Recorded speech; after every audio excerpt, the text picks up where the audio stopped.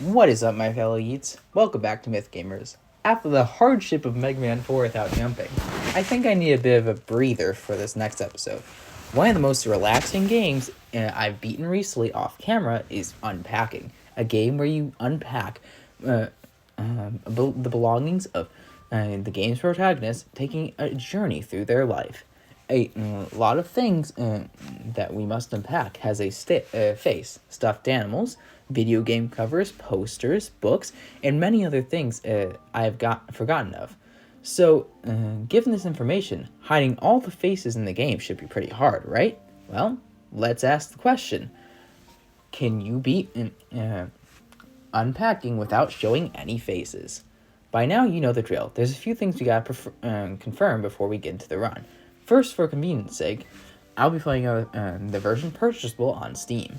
For the music credits, this time we have music from the original composer of the Unpacking soundtrack, Jeff Van Dyke, Celeste Strawberry Jam, and again, the legendary Legend of Renegade. Again, the legendary Legend of Renegade, makes a lot of great Sega Genesis style remixes of music. This time, I'm bringing attention to their second channel.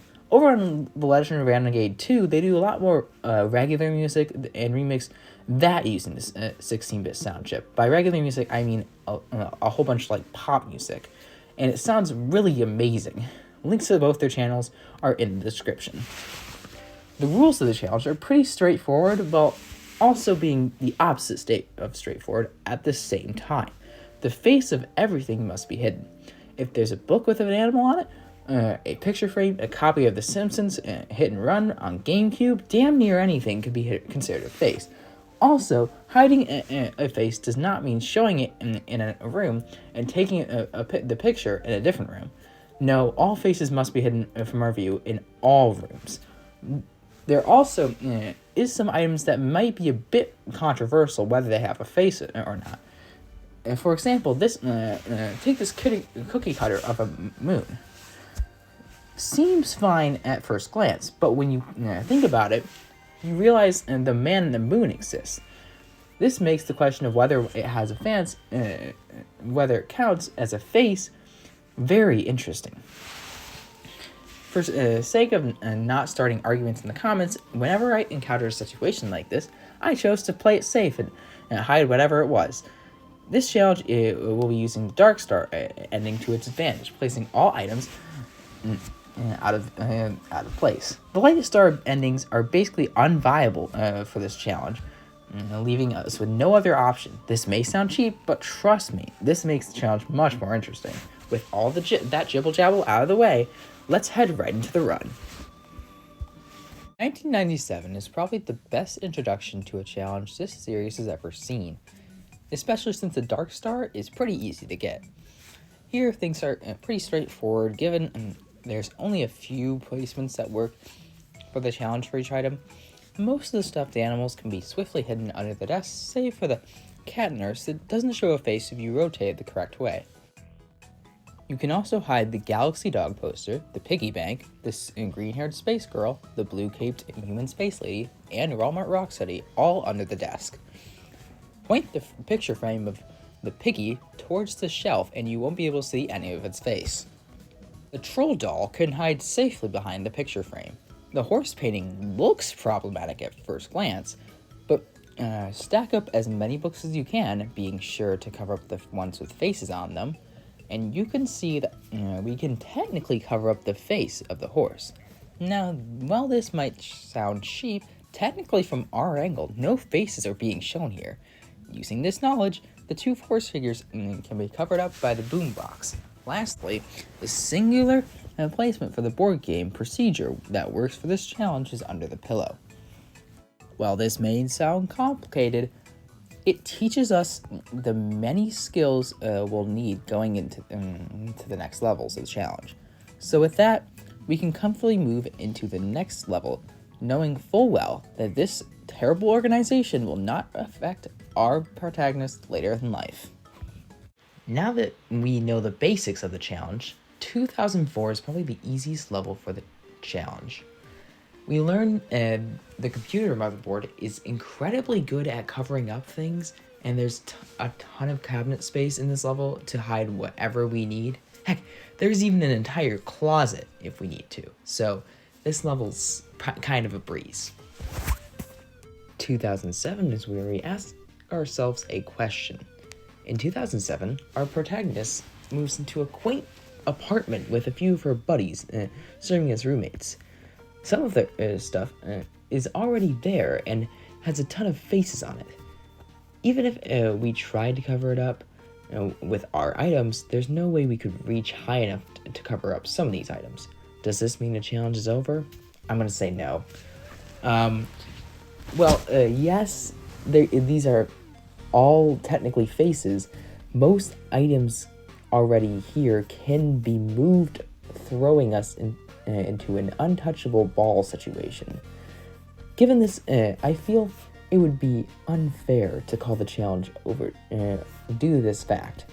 Thankfully though, given this newfound rule, 2007 is much of the same, with a ton of cabinet space and closet space to hide anything we may need. And just in case you run out, we still have the computer motherboard to hide our stuff behind. So what's that? 2010 sees our protagonist moving in with her boyfriend. Most of his stuff, save for a few posters and pictures on the wall, are movable, meaning we must hide such too. Other than that, though, our horrible organization skills can continue to lead us through the challenge, even given the much more limited cabinet space. Surely, no effect on our protagonist, and I'm sure all those stuffed animals are definitely not getting claustrophobic. 2012 is the first real obstacle we faced in this challenge. We have limited cabinet space, but we still have a ton of faces to hide. We also have a ton of picture frames that still need to be hidden as well. The picture and the cabinet in our room is basically unviable for a ton of things that may be desirable to put there. We can place a few things in there, but nothing too big. Things such as the pig drawing, 3DS games, cat stickered laptop, and a few books can be placed under the bed. There's only enough cabinet space in the bathroom to hide the stuffed dragon and the stuffed pig, leaving us to have to find other places to hide the ducky, chicken, and froggy. Chicken can fit comfortably under the bed, but for ducky and froggy, for a bit it was seeming like we had to throw in the towel. But I'm not giving up yet. If there's not enough cupboards to hide all of our stuffed animals, then damn it, we'll just have to build our own cabinets. Stack up all the books and towels you can find and bring them over to the shower. Grab the garbage can and this purple box as well. Sit the ducky and froggy comfortably in opposite corners of the shower and build your own cabinets around them using all the materials we brought into the shower. Overall, 2012 teaches us one of the most valuable techniques and that we will need to even stand a chance in these later levels.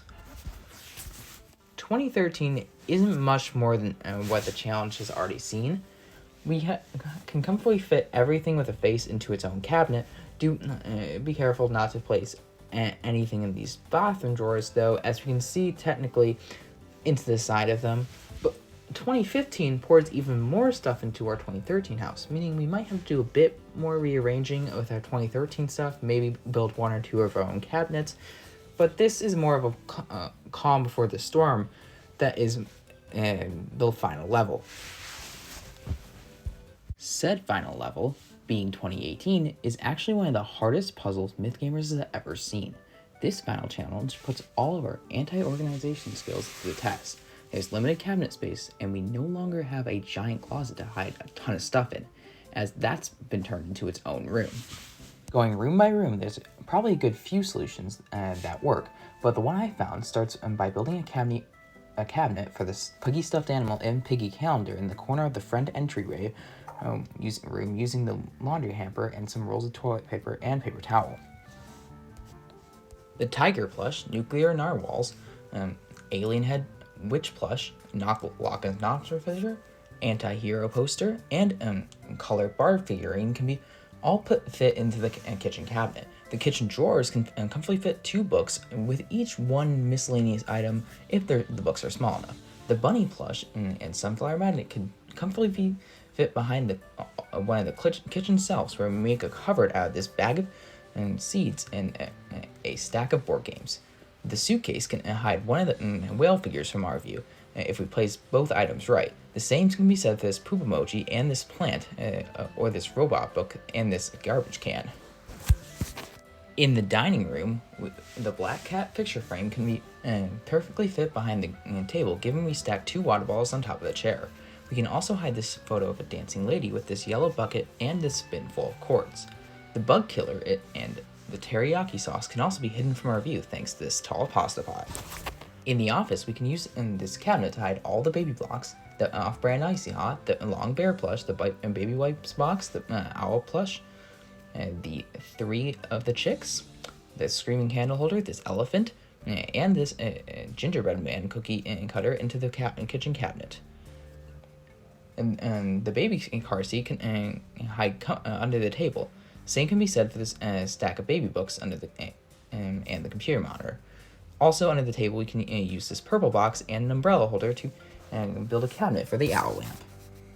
In the smaller bathroom, we fit a raven picture into the corner of the behind the toilet, and use this travel backpack and the microwave to build a cabinet around such. We also can hide one of the more problematic potted plants from our view with another potted plant, this time totally unproblematic. In the nursery, hide this stack of drawings into the corner of the crib. In the drawers, we can also fit the Mama Hen, Disney Pixar's Up on DVD, this photo of a bug, 2 more chicks, and this notebook. In between this counter and the drawers, we can put the pig painting and seclude it from our view using the red garbage can. And this is also where we can use the shower basket to seclude the rubber ducky from our view.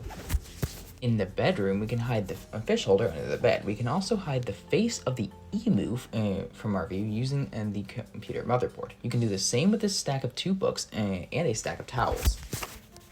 The master closet, while not being as great as a full closet to hide stuff in, has 8 drawers to hide many things. The left 4 drawers can hide all 8 copies of Emu and Piggy books, each drawer holding 2 books stacked on top of each other. The bottom drawer can hold 4 3DS games, and the drawer right above can hold the cat and stickered laptop. The drawer above this that can hold this orange book, this stack of photos, and this deodorant. Finally, the top drawer can hold this Loch Ness Monster painting and this purple book. Lastly, in the master bathroom, use this bathtub and this lamp to build a cabinet around the package of baby powder. Use this set of mini drawers to seclude this black book from our view. In the cabinet above the sink, we can fit 2 more chicks, 2 pairs of underwear that seem to have faces on them, and this figure of a whale. The drawer on our left, the sink can hold this book, a red book, while the drawer on our right of the sink can hold 2 baby shirts. The laundry room closet in this room is a big saving grace. On top of the washer, place this horse painting, and on the floor, place this hanging animal toy and this boat figure. On these 2 shelves in the laundry room closet, you can stack up 8 DVD cases or 5 to 6 books, depending on the size of the books. If you stack them right, you'll eventually have enough space to even put the family photo and still close the door. With all the faces hidden in the 2018 level, we can officially say that yes, you can beat Unpacking without showing any faces, giving this challenge a 100% complete. This has been a very fun and relaxing run, and as always, I thank you for watching it this far in the video. This house a home